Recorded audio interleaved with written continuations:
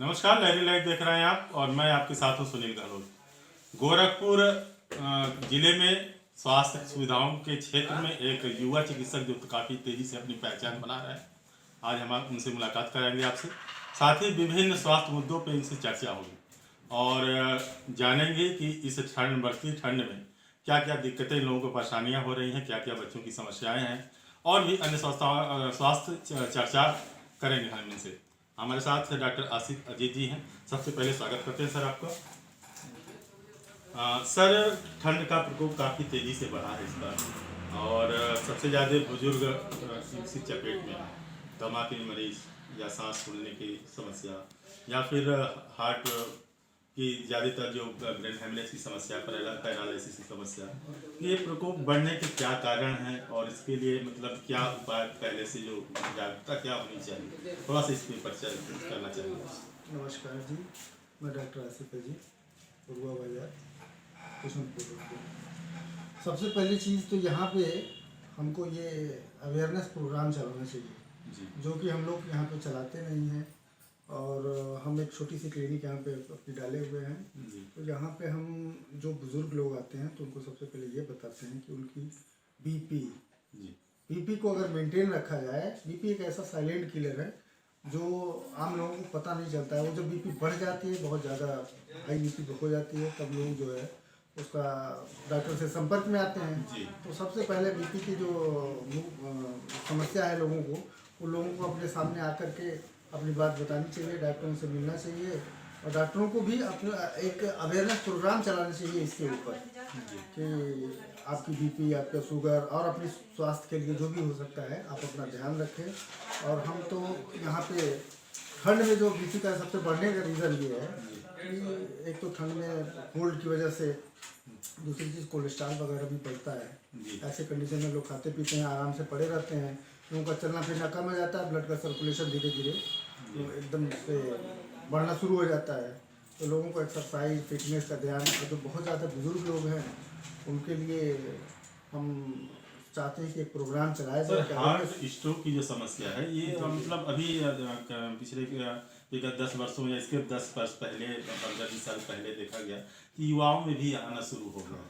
मतलब ये अब ये नहीं कहा जा सकता कि केवल वृद्ध अवस्था में ही ये हो सकता है। तो क्या ये युवाओं के लिए क्या सलाह है? देखिए, इसमें बहुत सारी चीज़ें ये हैं कि हमारा खान पान, हमारी लाइफ स्टाइल, जो हमारी लाइफ स्टाइल है बहुत ज़्यादा चेंज हो चुकी है। हम लोग लग्जरी लाइफ जीते हैं, जबकि है तो कहने के लिए कि देहात है, यहाँ पे बहुत सारे लोग जो है खेतों में काम करते हैं, लेकिन अब वो बात है नहीं। उसमें उसके बहुत सारे कारण हैं। सबसे पहला कारण तो है स्मोक, जो हम लोग सिगरेट बीड़ी पीते हैं, डायरेक्टली और इनडायरेक्टली दोनों तरीके से लेते हैं। एक तो डायरेक्ट सिगरेट पी रहे हैं, दूसरा बगल से धुआं ले रहे हैं, या स्मोक करने के हुक्का वगैरह चलता है गांव में।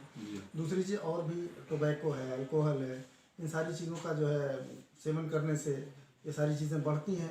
और हम समय पे, सही समय पे डॉक्टरों से सलाह मशवरा न लेकर के ये सबसे बड़ी गड़बड़ी करते हैं। अगर आप सही समय पे डॉक्टर से मिलिए, अपने बीपी का चेकअप करिए, अपने हेल्थ का ढंग से चेक कराइए। अब तो बहुत सारे ऑनलाइन फैसिलिटीज़ भी दी जाती है और आपके एरिया में जो है PSC है, सरकारी स्वास्थ्य, तो वहाँ पे जा करके आप कम से कम अपना रेगुलर चेकअप कराते रहिए लोगों से। और थोड़ा एक्सरसाइज, फिजिकल एक्टिविटी जो है हमारी बहुत कम हो चुकी है। पहले हम लोग कितना चलते थे, साइकिलिंग करते थे, लेकिन ये सारी चीज़ें धीरे धीरे हमारे यहाँ कम हो गई है। तो इसका एक बहुत बड़ा असर पड़ता है। और टेंशन, आज के ज़माने में टेंशन बहुत बड़ा सा एक फैक्टर इसका ये भी है। ये सर ये मतलब जो धूम्रपान करते हैं, क्या तनाव का ये कारण माना जा सकता है? इसके बहुत सारे रीज़न हैं, लेकिन उस कारणों में एक कारण ये भी है, लाइफ स्टाइल चेंजेस की वजह से, या कुछ जेनेटिक, जैसे हमारे माता पिता को था तो हमारे अंदर भी ये पाया गया और हमारे आगे अगली पीढ़ी में चला गया। तो उसके बहुत सारे रीज़न हैं। उन रीज़न में जो सबसे ज़्यादा है, जो इन्वायरमेंटल असर डालता है, उसमें ये है धूम्रपान हो गया, अल्कोहल हो गया, टोबैको हो गया और टेंशन हो गया। सबसे बड़ी चीज़ है जी। ये सारी समस्याएं जो है हमारे सामने हैं। और खान पान, हमारा खाने पीने की स्टाइल जो है, हमारी फास्ट फूड हम बहुत ज़्यादा लेते हैं, ये भी एक तरीका है।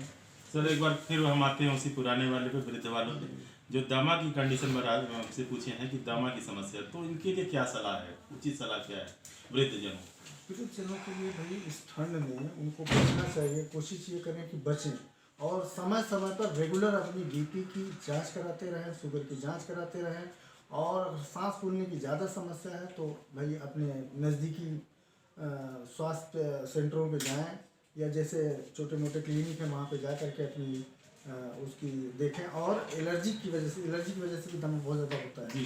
जैसे भी ठंड आ गई है तो उसमें बहुत सारे लोगों की सांस फूलना शुरू हो जाएगी, तो ठंड से बचें, कोशिश यही करें।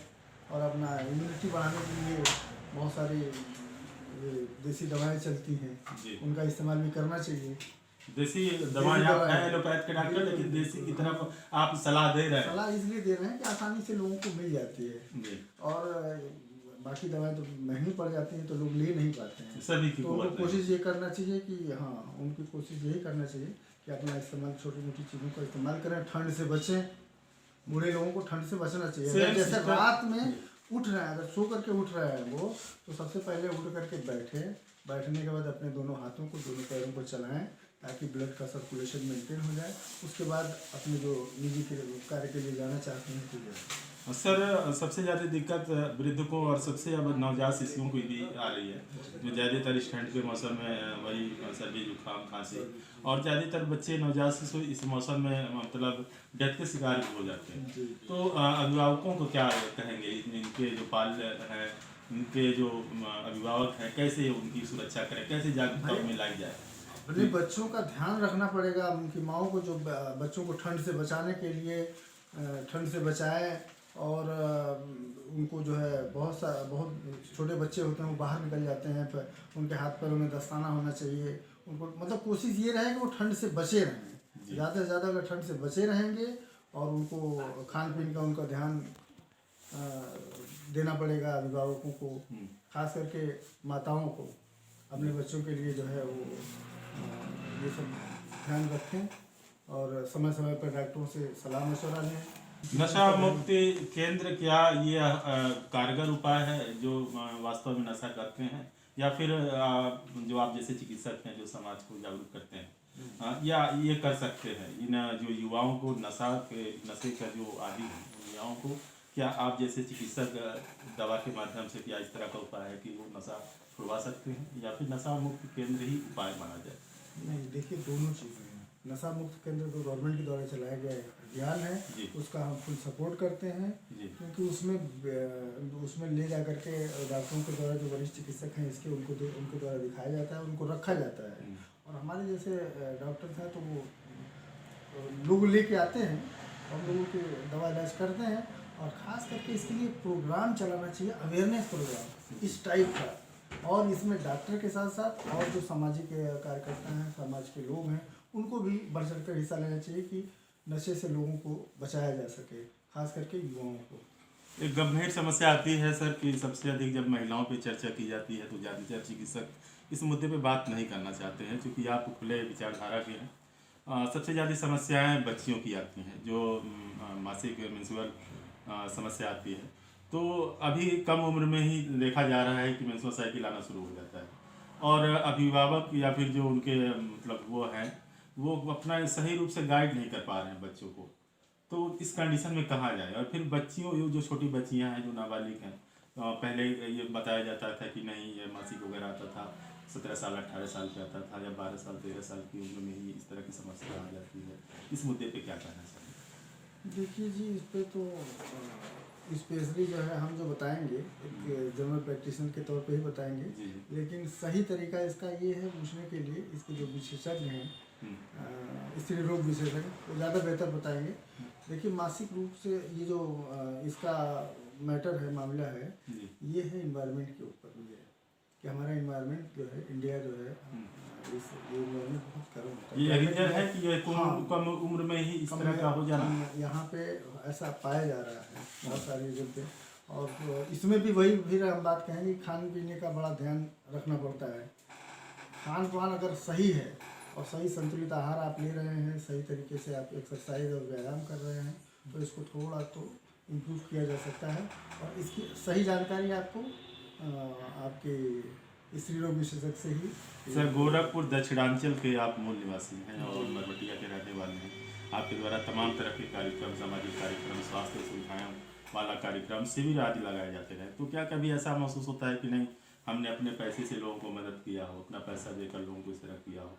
कई बार सुना हमने है। खैर हम आप डायरेक्टली आज फेस टू फेस आपसे बात कर रहे हैं कि आपके द्वारा कितने % अब तक देखे जा चुके? देखिए, हम शिविर जो है हमेशा हर साल लगाते हैं। ये दिसंबर के महीने में, दिसंबर और जनवरी के महीने में हम लगाते हैं। और हमारा मूल उद्देश्य ये है कि हम लोग शहर से काफ़ी दूर हैं, 40 से 45 किलोमीटर या 50 किलोमीटर मान के चलिए कि गोरखपुर शहर से हमारी दूरी है। और ये एरिया जो है काफ़ी, समझ लीजिए, बैकवर्ड एरिया है। अगर इस तरीके से माने, हॉस्पिटल के लिहाज से बहुत कम, यहाँ एक PSC है, काफ़ी जो भीड़ भाड़ होती है। तो इस तरीके से हम ये चाहते हैं कि लोगों तक हम अपना कार्यक्रम पहुंचा सकें। सर, हमारे लहरी लाइव चैनल के माध्यम से हमारे दर्शकों को स्वास्थ्य संबंधी अपना सुझाव, अंतिम सुझाव क्या देना चाहेंगे? भाई, आप लोग अपने लाइफ स्टाइल को, खान पान को, एक्सरसाइज और व्यायाम को बढ़िया चुस्त दुरुस्त रहने के लिए बनाए रखें। और इसी के साथ हम अपनी बात बहुत बहुत धन्यवाद सर आपने। तो ये रहे डॉक्टर आसिफ अजीज जी। और आगे भी हम इस टाइप के जो भी जागरूक लोग हैं, जो स्वास्थ्य सुविधाओं पर काफ़ी एक्टिव हैं, इस तरह के लोगों से आपसे मुलाकात कराते रहेंगे। यदि आपने अभी तक हमारे YouTube चैनल को सब्सक्राइब ना किया हो तो सब्सक्राइब कर लें, साथ ही हमारे पेज को लाइक ना किया हो तो लाइक कर लें।